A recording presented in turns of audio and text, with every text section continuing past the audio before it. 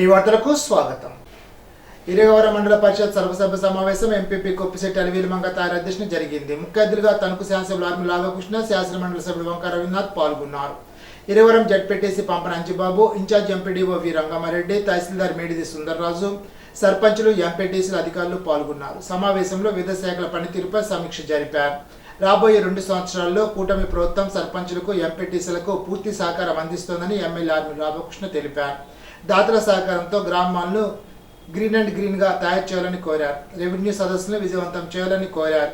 15వ ఆర్థిక సంఘం నిధులను పంచాయతీలకు జమ చేస్తారని తెలిపారు. గతంలో ఈ రెవెన్యూకి సంబంధించి చాలా రీసర్వేలో చాలా అవకతవకలు జరిగినాయి అనేది ఎక్కువగా వస్తున్నటువంటి కంప్లైంట్స్. దానికి సంబంధించి ఈరోజు ప్రభుత్వం కూడా ఒక నిర్ణయం తీసుకుంది.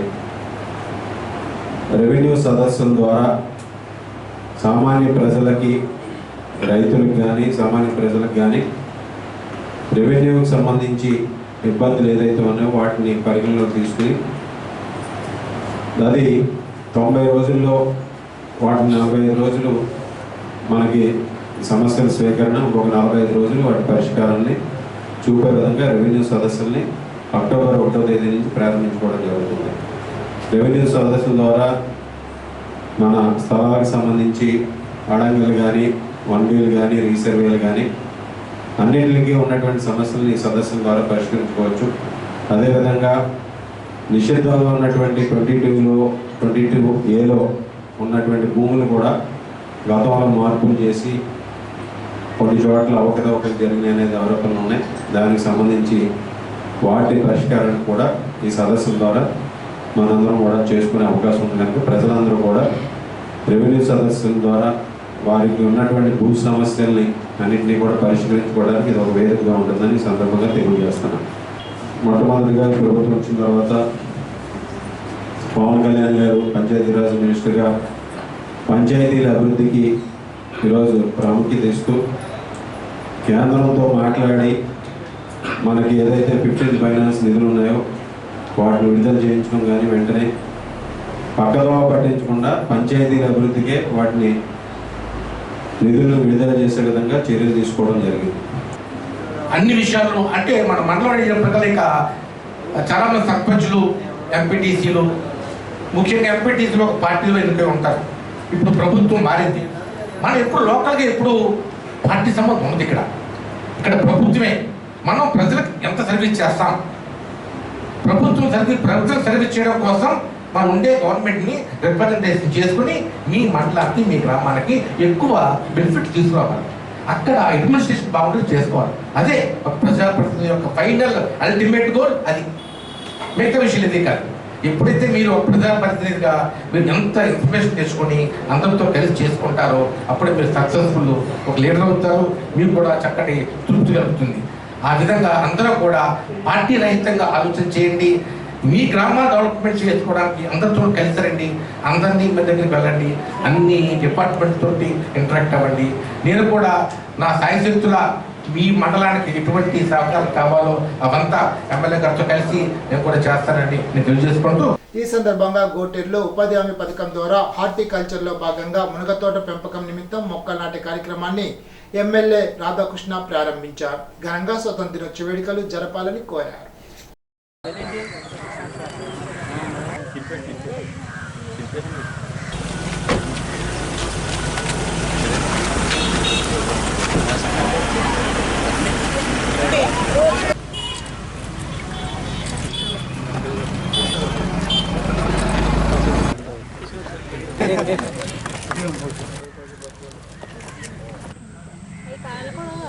అలాగని కాదండి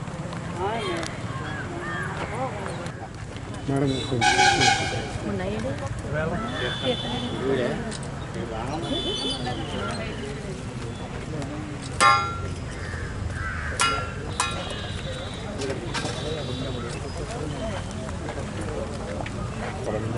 వాటర్ జగ్ తెచ్చారు కదా. ఇది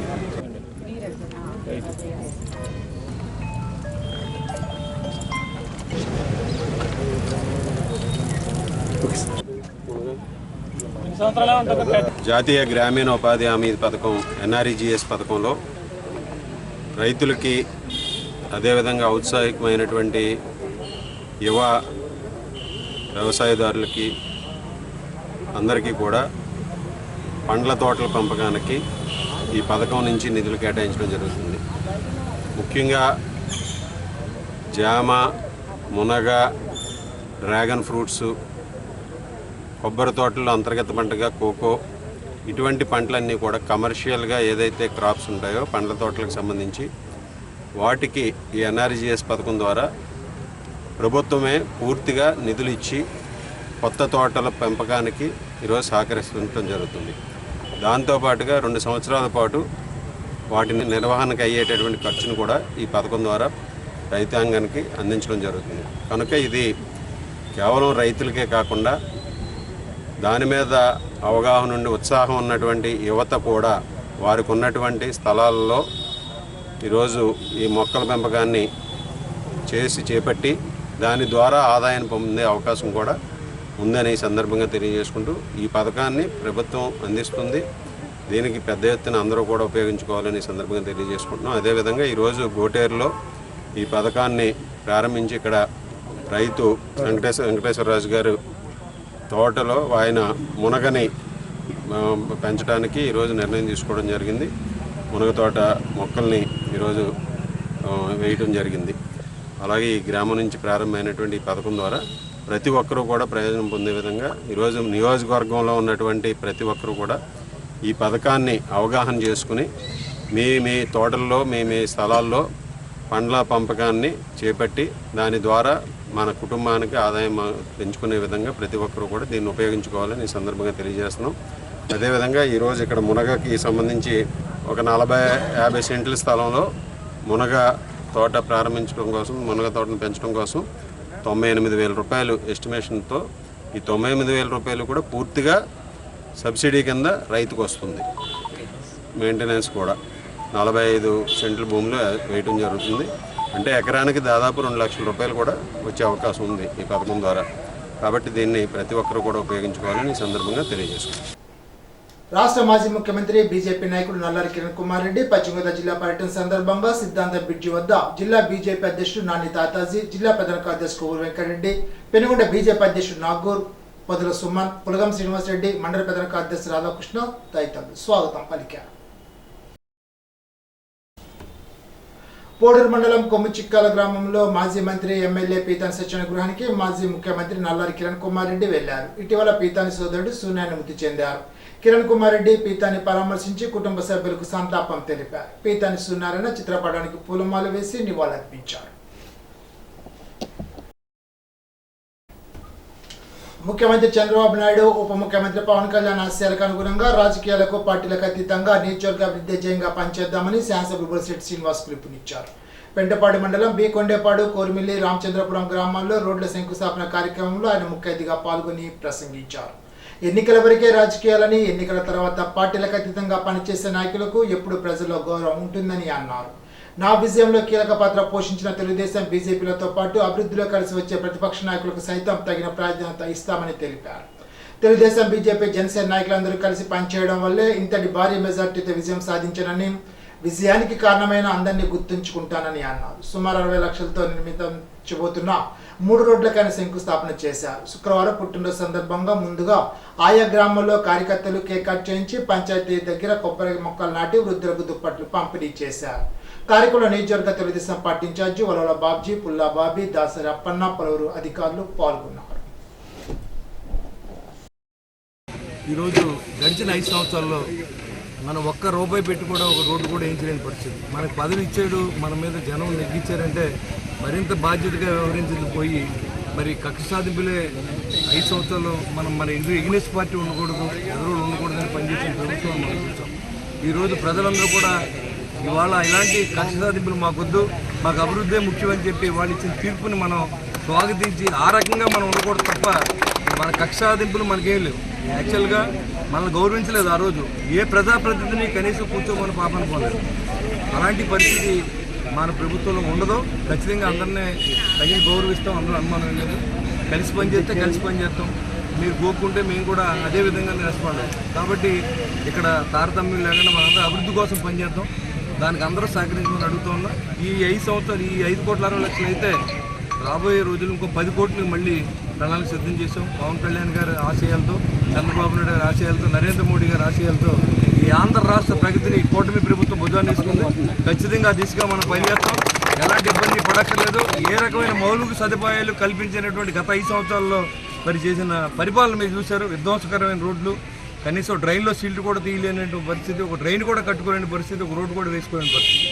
దాని నుంచి ప్రజల ఇబ్బందిని బయటపడే విధంగా ఈ కూటమి ప్రభుత్వం పనిచేస్తారు. ప్రజాప్రభుత్వంగా దీన్ని మీరు గౌరవించి గెలిపించినందుకు మరింత బాధ్యతగా మరి మీ పనులు చేసే బాధ్యతను మేము తీసుకుంటాం.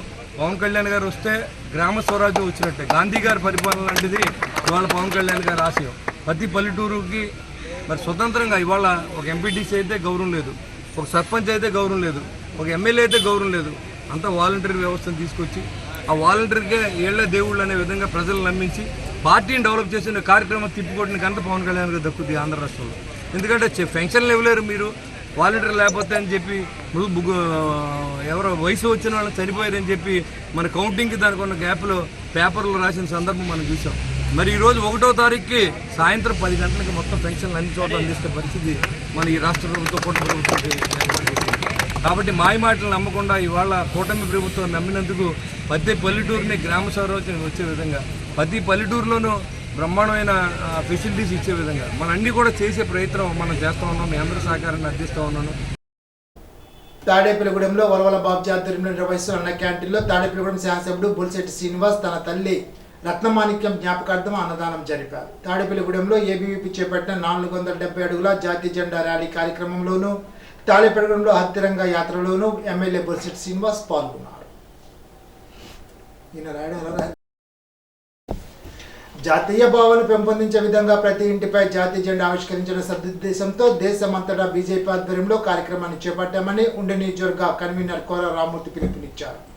ఉండి మండలం ఉప్పులూరులో హర్ ఘర్ తిరంగా కార్యక్రమాన్ని నిర్వహించారు. జిల్లా పరిషత్ హైస్కూల్ విద్యార్థులు, బీజేపీ నాయకులు, టీచర్లు 200 మీటర్ల 3 రంగుల జాతీయ జెండాతో గ్రామపుర వీధిలో ర్యాలీ చేపట్టారు. ఈ సందర్భంగా కోర రామూర్తి మాట్లాడుతూ ఎందరో మహానుభావులు అసులు బాశారని, వారి త్యాగ ఫలమే స్వతంత్ర ఫలాన్ని అనుభవిస్తున్నామని అన్నారు.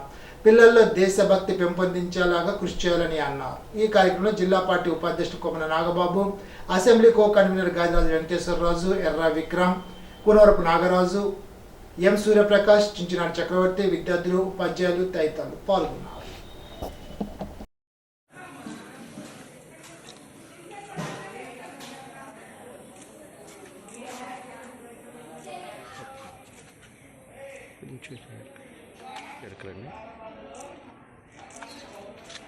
भारत माता की भारत माता की मातरम की भारत माता की मातरम मातरम वंदे मातरम मातरम मातरम वंदे मातरम मातरम రాలండి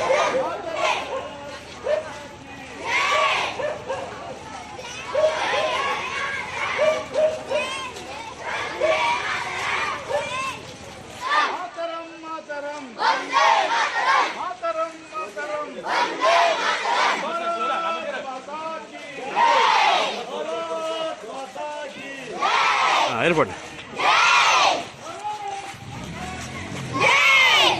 పైకి ఎత్తండి.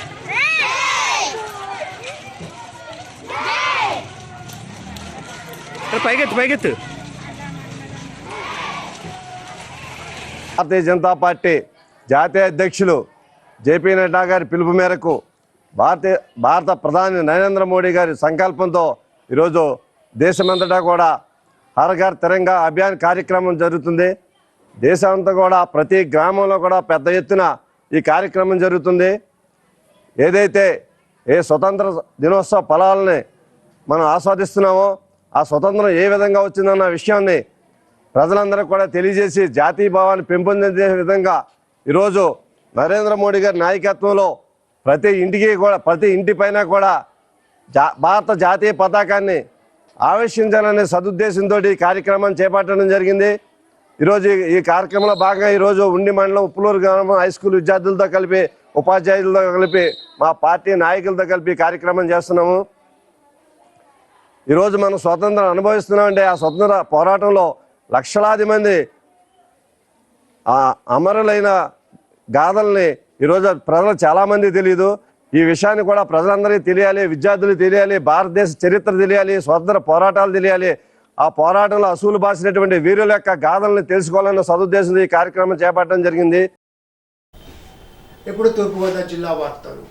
ఉండాజ్వరం మండలం సూర్యారావు జిల్లా ప్రజా పరిషత్ ఉన్నత పాఠశాలలో 100 మంది విద్యార్థులకు రాష్ట్ర కాపు జేఏసీ గ్రామ జనసేన నాయకులు వేమన శ్రీనివాసరావు, గ్రామ ఉప సర్పంచ్ తెలుగుదేశం నాయకులు నందిన శ్రీనివాసరావు ఆర్థిక సాయంతో తణుకు డిపో వారు ఉచిత బస్ పాస్ పంపిణీ చేశారు. కార్యక్రమంలో గ్రామ తెలుగుదేశం నాయకులు మెండే శ్రీనివాసరావు, తణుకు డిపో ఉద్యోగులు ములగాల వెంకటరత్నం, కిలిమి శ్రీనివాసరావు, ప్రధానోపాధ్యాయులు జీవి ప్రకాశం, ఉపాధ్యాయులు శ్రీనివాసరావు, ఉదయ భాస్కర్ రావు, కేవీవి సత్యనారాయణ, జి రమేష్ పాల్గొన్నారు. ప్రతి సంవత్సరం ఉచిత బస్ పాస్లు ఏర్పాటు చేస్తున్న డిపో మేనేజర్ సప్పా గిరిధర్ కుమార్ కు విద్యార్థుల విద్యాభివృద్ధికి ఎంతగానో సహకరిస్తున్న దాతలకు పాఠశాల సిబ్బంది కృతజ్ఞతలు తెలిపారు.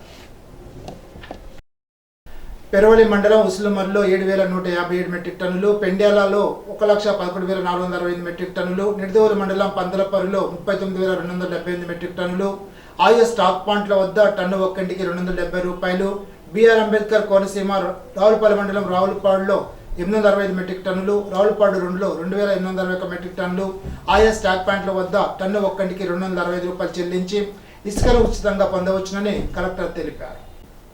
ఈనాటి బంగారు మాట. కోపంలో ఉన్నప్పుడు మాట్లాడకుండా ఉండడం, విసుగుతో ఉన్నప్పుడు పని చేయకపోవడం మేలు. చార్లెస్. ఈ వార్తలు ఇంతటితో సమాప్తం. తిరిగి బిజినెస్లో కలుసుకుందాం. అంతవరకు సెలవు. నమస్కారం.